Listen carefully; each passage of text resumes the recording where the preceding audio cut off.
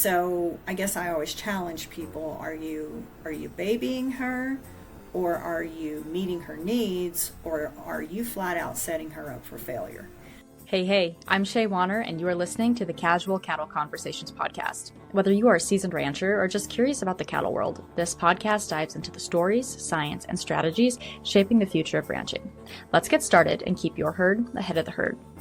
Alrighty, folks, today we are visiting with Karla Wilke about nutrition requirements for upcoming 3-year-olds. So Karla explains why this group of cows has different energy requirements, what practical management tips ranchers can implement in good years and dry years to make sure that they're setting this group of young cows up for success. It's kind of a quick and informative episode that I think you'll really enjoy. Now, before we dive into this, remember the best way to support this podcast and your other favorite podcasts is to share your favorite episodes with a friend and leave a rating or review. With that, let's visit with Karla. Increased profitability and informed management decisions go hand in hand. Herd Dog is a data analytics company that makes it possible for cattle producers to collect herd information efficiently. Their smart ear tag monitors cattle 24/7. Think of it as a Fitbit for cattle. Herd Dog fits the needs of a variety of operations as it finds sick animals days before humans can detect illness and can identify which cows are in heat. Best of all, the tags have high visibility lights to help you sort out which cattle you are looking for. Head to their website, which is linked in the show notes, or contact them for a consultation to see how Herd Dog can work for you. Herd Dog is spelled HERDDOGG.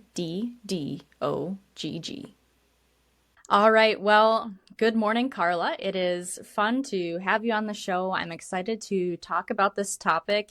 Yet again, a important topic that I haven't covered on the show yet. So I've covered it a little bit, but maybe not as much as I should because it is very important. So I'm excited to talk with you today about how producers can kind of help those second calvers chase that second calf and have more successful pregnancies out of that age group of cows. So before we dive into the topic at hand, the question I always like to ask everyone is, why do you choose the beef industry each day? I love the beef industry for 2 reasons. One being that cattle to me are the most amazing creatures. They get a bad rap for being bad for the environment when in fact they are fantastic for the environment. They are the ultimate upcyclers. They can take byproducts and waste products like distillers grains, which is a byproduct of the ethanol industry, or cannery waste, the leftover pieces of vegetables and stuff that don't go into human consumption, or human consumption crops that should just go to a landfill or something. They're not good enough for human consumption. They can take any of those and use them, and they recycle them to make them into a product that humans can consume, through beef that is very nutrient dense. And so that's one reason. The other reason is the people in the industry. Everybody I meet in the beef industry is just doing their darndest to make a good living and put together a good product that consumers want. They're trying to be trustworthy and transparent, and I just appreciate being able to be around those people. And can you tell listeners a little bit about what you do today as far as your career? So I am the cow-calf and stocker management specialist for the University of Nebraska, and I'm located out in the Panhandle, which is the western edge of the state. So I'm 400 miles from campus, but the University of Nebraska feels like it's very important that they place people throughout the state to help assist producers with questions that they have, to have research-based knowledge to help them make their decisions, management decisions. The state is very diversified in its environment and its resources, and so they just think it's very important to place specialists throughout the state that can do research and answer questions more specific to a region, and not everything come out of Lincoln that might not really fit. And so that's what I do, and I've been there 15 years, and I conduct research on production cows and stocker cattle, and then try to help producers with ration balancing and management decisions that are research-based. And then on the side, my husband and I have integrated crops and livestock operation that we do. Awesome. So from your perspective, why is it so important that ranchers pay special attention to these upcoming second calvers or trying to get that first calf heifer bred again? So that is what we would refer to as a high-risk female. She is one that we tend to have a lot more opens in coming around that second time than the rest of the cow herd. And I guess one of the reasons that that's really important, it's something that I push with producers, is that there's a lot of money and time invested in developing or buying bred heifer that someone else developed. And if she comes up open with that second calf, then the depreciation on that cow is quite expensive. And so in today's market, if they're paying $3,000 for her, and then as a cull cow she's $1,400, then that's $1,600 worth of depreciation in that heifer. And calves this week in Ogallala, weaned calves, steer calves were selling, 600-pound calves were selling for $2,100, and heifers were just right behind them, 19. And so to have her not come up with a calf for you to sell that fall, that's a huge loss. And then the depreciation loss of her is a lot right now. Absolutely. So can you give a little bit of a refresher to the listeners out there as far as why this group of cows has different needs than, say, the younger group and even the mature cows ahead of them? So what makes that coming 3-year-old a high-risk female for us? So the issue with her is that, let me just describe for you a little bit, regardless of whether it's a mature cow or a heifer or a 2-year-old, they're going to have a hierarchy of needs. And so we have our basal metabolism needs, just to breathe and to sit here and have metabolic functions. And we have to have nutrients to make those things happen, as do those cows. And they have an order of importance for when nutrients are going to be partitioned to what functions. So, we're going to start with the metabolic needs. We've got growth in there, and we have lactation if she's already had a baby and now she's nursing that baby. And way down on the bottom of her list is to start cycling again and maintain another pregnancy. That tends to be on our list higher up, but for her, she can only meet that need and partition nutrients to that need if these other needs have been met first. So the problem can be that either we are short on those nutrients for her to partition, so there's just not enough of them to go around, or we have created an animal that has higher requirements than we have nutrients to put in those buckets, if you will, And with that, coming 3-year-olds and her trying to get bred with that second baby, what a lot of people forget, I think there's 2 things that people forget related to her. One is that if you look at, basal metabolism and growth and lactation, all those things, the first calf heifer, the one that's never had a baby, the one you're trying to get bred for the very first time, she has that basal metabolism and she has growth, but she doesn't have lactation. So you literally take an entire bucket that has to be filled out of the equation for her, and then she has to cycle and get bred. Okay. If you take a mature cow over 5 years old or whatever, your running age cows that are the queens of your herd, she's got basal metabolism, she's got lactation, she doesn't have growth. So she doesn't have a bucket to fill. But then you take that 2-year-old who's coming 3, who has a new baby, first time ever, she's got her basal metabolism, she's still got quite a bit of growth to do, and she's now got lactation on top of that, and you want her to rebreed. So she's at a disadvantage because she has one more bucket to fill than either of her younger sisters or her older sisters. And sometimes we forget about that. The other thing I think that we sometimes don't realize is just how big the lactation bucket is for their energy needs. And so we kind of short those cows sometimes. We may short all the cows if we're not, if we have more need for lactation than we actually have resources to give them. But it hurts that cow more because she has so many other requirements, if that makes sense. Are you feeling stuck with your podcast? Are you putting in endless effort only to feel like you're spinning your wheels? It's time for a breakthrough.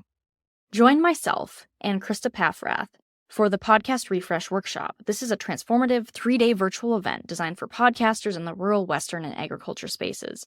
You'll discover how to reignite your purpose and create content that resonates, streamline your workflow for less stress and more impact, promote confidently to grow your audience, monetize effectively and turn your passion into a profit. We do all this with large group discussions, small breakouts, personalized guidance, and you're going to leave with a clear strategy and blueprint to give you the excitement and resources to thrive in 2025. It's time to refresh, refocus, and feel inspired about podcasting again. You can join us today using the link in the show notes. So you made the comment that, it could either be because we're not providing the nutrients or that we've created females that are requiring extra nutrients than our environment can provide. What are some things ranchers can be aware of when they're selecting females to make sure that, or at least try to have their energy requirements fit their environment? That kind of goes back to a comment, and I think we had maybe talked about this a little bit earlier when we weren't online, but that comment that sometimes you hear people say that they're not going to baby their heifers, that they have to make it in their environment. And so I guess I always challenge people, are you babying her, or are you meeting her needs, or are you flat out setting her up for failure? Because you're not accounting for the fact that she has one more bucket to be filled than everybody else.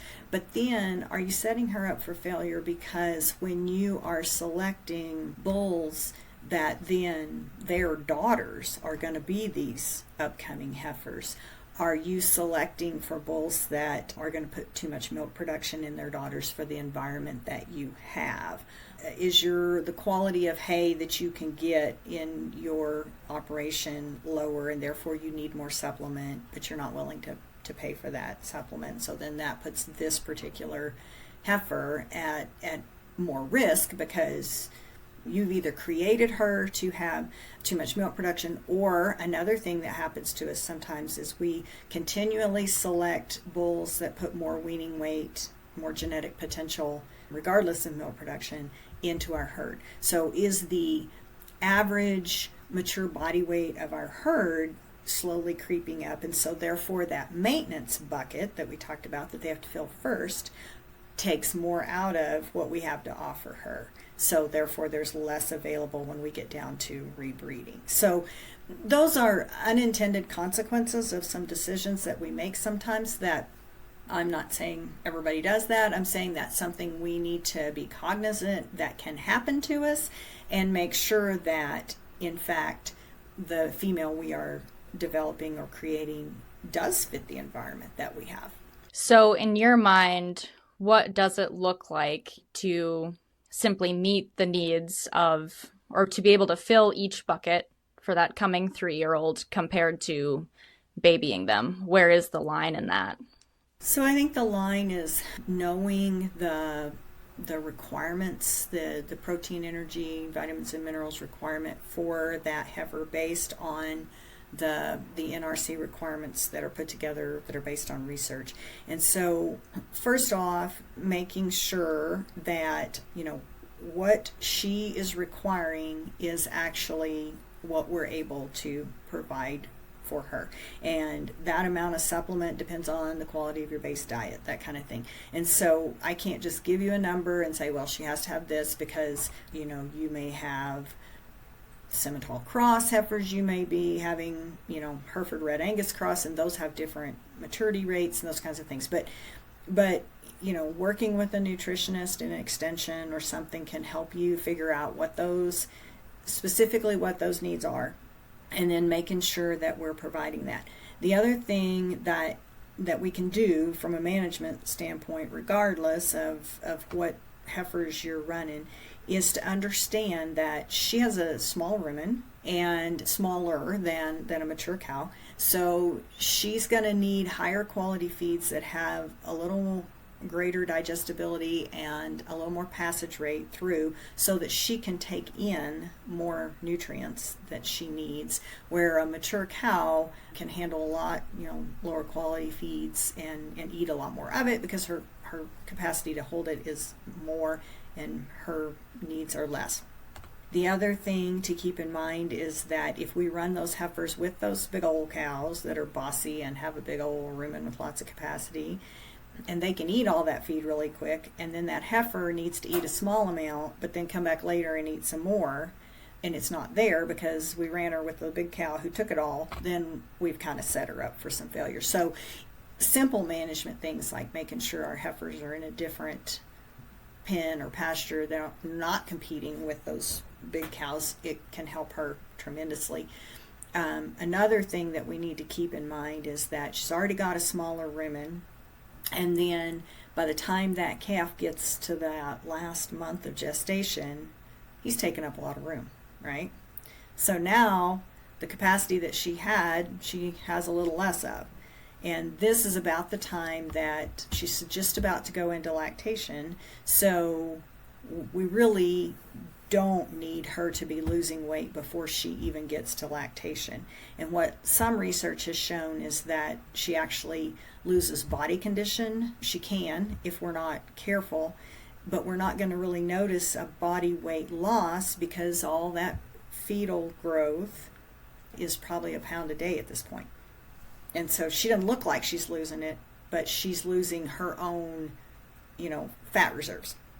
Then she goes into lactation, she starts to lose those fat reserves a lot more because that is such a demand. And then if we get her down into a body condition score below a 5 during that lactation, she's probably going to have a hard time, even if we're going to green grass before we put the bulls in. She's probably gotten down pretty low, and she's going to struggle to get back up there enough to rebreed. And so if we can be cognizant enough to keep her in a body condition score 6 when she calves, and because knowing that she's probably going to lose a little bit in lactation, and a lot of times in a spring calving herd, we don't have a great quality feed for them at that point. And so she may lose a little, but we've got to give her enough cushion that she's not so far down that she's like, don't have any reserves. So where in the timeline should producers start with making sure there's that cushion? Is that, just even starting with them as replacement heifers before their first breeding season? I mean, where in your mind do producers need to be the most proactive to make sure that they're not trying to make up for a lost body condition score? Yeah, and that you bring up an interesting point on the heifer, because there's two schools of thought on the developing the heifer. Some say, oh, we can develop heifers to only 55% mature body weight, and they'll still breed that first time, and we don't need to put expense into them.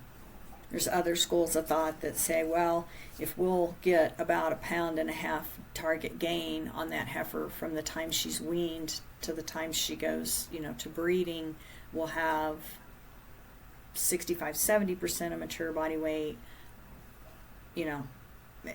that would be better. Some of that research, what they do is when they do protocols for artificial insemination, they jumpstart those heifers that haven't started cycling. And so they've masked some of that, who's really cycling already and who's not. So then they say, well, we didn't get any differences here in the first round. I don't know that there's a huge percentage of producers who actually do AI, their heifers. I know some do, but there's a lot there's a lot of cows out there that are still bull bred. And so that is one thing that I am looking at with some research now, is some development protocols, strategies for the weaned heifer. And then we're not going to do hormones, to AI and stuff, because I don't want to jumpstart them. I want to see where they are and how they do. The other thought to that is following them through to that next calf and seeing, did any of those developmental regimes that we used help them because they were closer to mature body weight and they didn't have as much growth then during that time frame that they're trying to get bred with the second calf, did that help them, or does that not make a difference?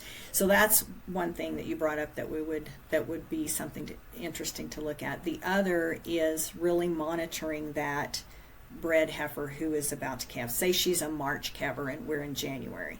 Now would be a really good time to be assessing her body condition score and seeing where she is, and trying to make sure that we increase supplement a little bit to keep her in, or get her into a 6, knowing that as soon as that baby's born and lactation starts, that it's going to start a drain on her. And so if she's only in a 5 when she calves and she loses a body condition score by the time she goes to the bull in June or whatever, that's too much. So now is a good time to be assessing that, and it's important that we meet her needs during lactation and not drain her so bad, but it's a whole lot easier right now to keep her from losing body condition now than it is to try to put it back on her once lactation starts, if we don't have the feed resources to do that. And I guess that's what we're talking about, right? Is that people maybe have hay to feed, maybe they have to bring in some protein cake or whatever. They're not in an area where they can just pour the energy feeds to them. Okay, well that's because that's what they're saying, right? I can't baby this heifer. Okay, well we don't have to baby her, but let's try not to set her up for failure. So you already brought up how one management practice that you see as effective is keeping those younger cows away from the mature cows so that they have a fair chance at getting the nutrients they need and the feed they need. There's less competition. What other management practices do you view as effective, or have you seen other ranchers implement? A lot of times they'll try to get their hays tested, use the hay probe or whatever, send in a sample, have an idea which hays are better quality than the others, and save some of that better feed for that heifer that is going to have the better quality feed, the higher passage rate, that kind of thing.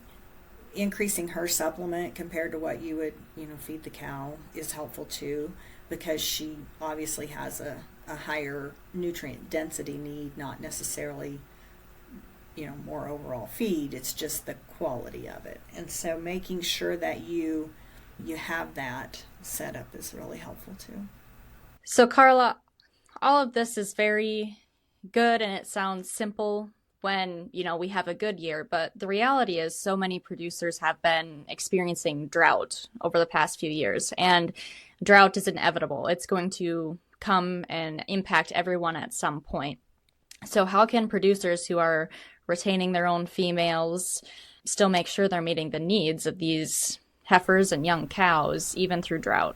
So you bring up a really good point, in that if we have drought, a lot of times what our recommendation for managing the pastures for drought is that we delay turnout, because either the grass is going to be slow to grow or has been slow, just whatever related to drought. A lot of times that's an issue. And looking at the drought monitor map that has come out already, for January, halfway through January, so there's probably 2 of those that have been updated for this year, is showing a lot of drought or dry already across a big chunk of our mama cow production region of the Great Plains. Okay, so it's very possible that we could be looking at delaying turnout or a shortage of grass. So one thing that happens to producers sometimes is, in an attempt to not overgraze their pastures, they're holding those cows in after they've calved longer,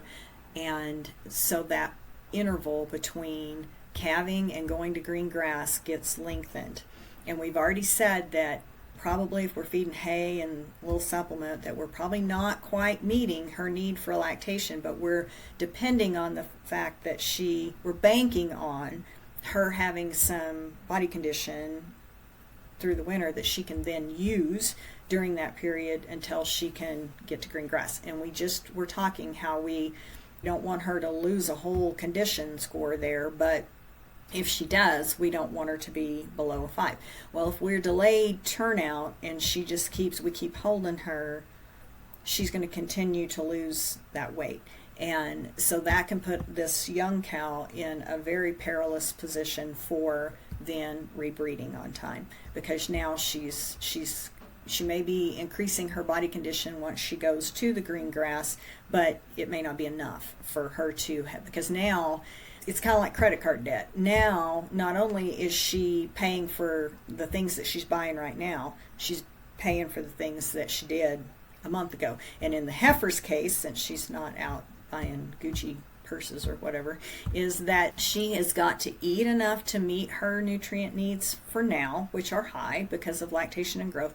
But now she's also got to make up that lost body condition. Okay, she's got to have enough reserves to sustain herself. That cycling thing and getting rebred again is the last thing on her metabolic mind, okay? And now she's behind, and now we have less to give her. So what are we going to do about that? We are going to have to go back up to now, January, and start thinking about, I can't let these be too thin now because I may really be in a pickle later. So increasing supplementation now to make sure those heifers are at least in a body condition score 6. And then what are some feed resources that I could lay in for that period between when she calves and when we can actually go to grass, assuming that might be delayed. So, what are some things I can do there? Are there some older cows that I could call to save resources for the younger core herd? Start making thought processes on that in January, hoping we don't have to do those things, but there's nothing worse than getting up to that point and having to do something you weren't prepared to do. Karla, as we kind of wrap up today, if there's one thing you could change about the ranching industry, what would that be? I guess probably my biggest frustration with it is that we all get a lot of pressure to make management changes or to do things different by people and groups that aren't actually doing it. And so I wish that we had more trust from those outside looking in, but maybe that's every industry, that there's always somebody trying to tell you what to do that isn't doing it. I mean, that happens with parenting, right? There's always somebody that wants to give you parenting advice that doesn't have kids or whatever. So I think that's maybe with everything. But to be honest, I wake up every day excited to go out and feed, excited to do some research that might help producers, excited to watch my own calves grow, and I cannot think of a better life. And so, with the exception of some little irritating things here and there, I don't think I'd change a thing. Awesome. Well, thank you for joining me on the show today. For those of you who are interested in maybe connecting with Karla or any of maybe some articles or research she's done, I can link some of that in the show notes. But with that, happy ranching, folks.